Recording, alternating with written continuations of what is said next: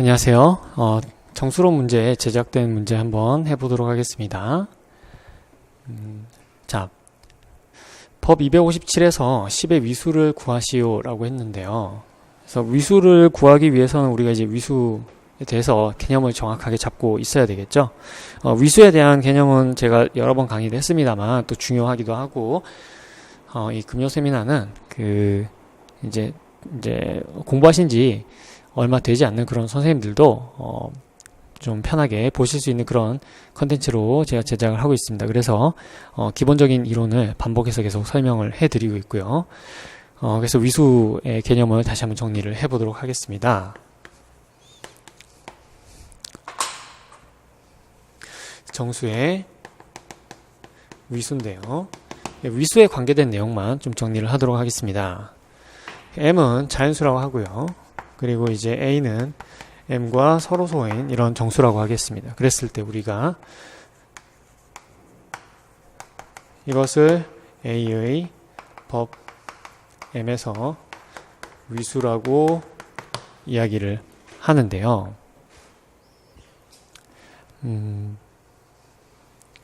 자, 이렇게 되는 데는 몇 가지 조건이 있습니다. 첫 번째, A의 K제곱을 했을 때 위수가 된다는 거는 거듭제곱해서 1이 나온다는 거예요. 모드 M에서 K제곱이 1이 되고 K가 자연수일 때 이것을 만족하는 K의 최소값, 이걸 만족하는 K의 최소값을 우리가 R이라고 합니다. 위수라고 하고요.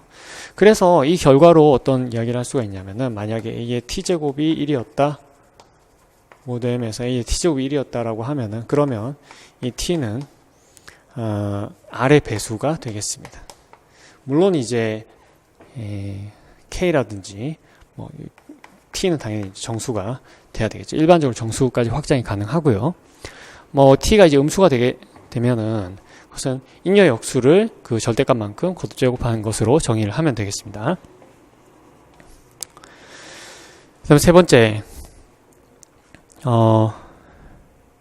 그래서 이 결과로 나오는 것이 A의 파이 M제곱이 1이잖아요. 그쵸? 그 오일러 정리에 의해서. 그래서 R은 반드시 M의 오일러 파이 함수의 값을 나눠야 된다. 이것을 여러분들이 정리를 하실 수가 있습니다.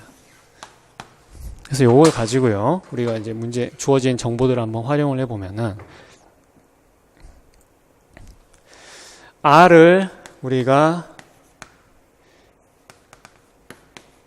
법 257에서 10의 위수라고 했을 때요, 이 R이라는 것이 일단은 파이 257의 약수가 돼야 되겠어요. 근데 파이 257은 256이죠. 왜냐하면 257 지금 서수라고 돼 있으니까요. 그런데 256은 2의 8제곱이고요. 따라서 우리는 2의 거듭제곱만 조사를 해보면 된다는 걸 알 수가 있습니다. 그런데 이제 한번 위수가 딱 나오면은 그 다음부터 그것보다 더 큰 지수 2에 대해서 그 R보다 더 큰 지수만큼 거듭제곱을 하게 되면 항상 1이겠죠. 왜냐면은 1의 거듭제곱은 1이니까요. 그렇죠? 그래서 우리가 이제 2의 거듭제곱만큼 거듭제곱을 해서 1이 나오는 최초의 그런 R을 찾아주면 되는데, 한 번 1이 나오면 그 다음부터 쭉 1이 나오니까 1이 아닌 경우는 반대로 얘기하면은 뭐예요? 그 이전에는 1이 없었다라는 거죠. 근데 문제에 주어진 게 지금 10의 32제곱이 이것이 253이니까 마이너스 4죠. 모두 257에서요. 자, 그렇게 되면은 이 이전에는 10의 16제곱이나 10의 8제곱이나 10의 4제곱 이런 것들은 전혀 1이 나올 수가 없습니다. 그죠? 그래서 이 이후로만 조사를 해주면 되는데요. 그럼 10의 64제곱은 어떻게 되나요? 4사 16이죠. 그리고 10의 그러면 128제곱은 16의 제곱이니까 256이 되겠고요. 이게 마이너스 1이죠. 그러니까는 10의 256제곱이 1이 된다라는 걸 알 수 있고, 이게 최초로 1이 나온 경우라고 우리가 결론을 내릴 수가 있습니다. 따라서 R은 256이 되겠어요. 자, 그러면은 이제 이게 순순한 소수, 257분의 1이 순순한 소수라는 거하고 어떤 관계가 있는지 한번 생각을 해보겠습니다. 아이디어를 먼저 한번 정리를 해보면요. 257분의 1이 이게 순수한 소수였다라고 반대로 가정을 해볼게요. A의 K. 요런 모양의 순수한 소수였다. 이것은 9가 K개. 그리고 여기는 뭐예요? T. T는 여기서 A1, A2, AK를 10진법으로 나타낸 거죠.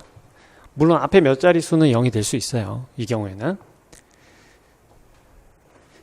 자, 그런데 이거는 어떻게도 표현이 됩니까? 10의 K제곱 마이너스 1의 T. 이렇게 표현이 되죠. 그렇게 되면은, 자, 10의 K제곱 마이너스 1이 T 곱하기 257이 되네요. 그 얘기는 무슨 얘기냐면은 10의 K제곱이라는 것이 1 모드 257이라는 얘기가 되겠습니다. 그러니까 이게 지금 위수랑 관계가 있는 거죠. 10에 분명히 256제곱은 1이 됐으니까 우리가 요만큼은 256으로 펼칠 수는 있는 거예요. 256개의 자릿수가 반복이 되는 케이스로 펼칠 수는 있는 거죠. 그래서 그 부분을 먼저 정리를 해보면은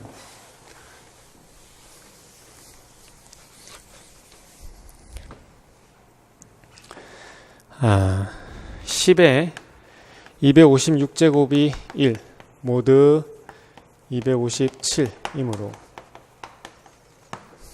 10에 256제곱 마이너스 1은 257 곱하기 t고요. 따라서 257분의 1은 t 나누기 999 여기가 256개 되겠죠. 따라서 이것이 0.A1, A2, A의 256 이렇게 되겠습니다. 그래서 일단은 256짜리 순환소수로 나타낼 수는 있겠는데요. 근데 순환 마디의 길이라는 것은 이렇게 나타낼 수 있는 방법 중에서 길이가 제일 짧은 거죠. 그러면 그 경우를 보겠습니다. 그러면 이렇게 나타낼 수 있으면은 그 길이는 어떤 조건을 만족을 해야 되는가? 한편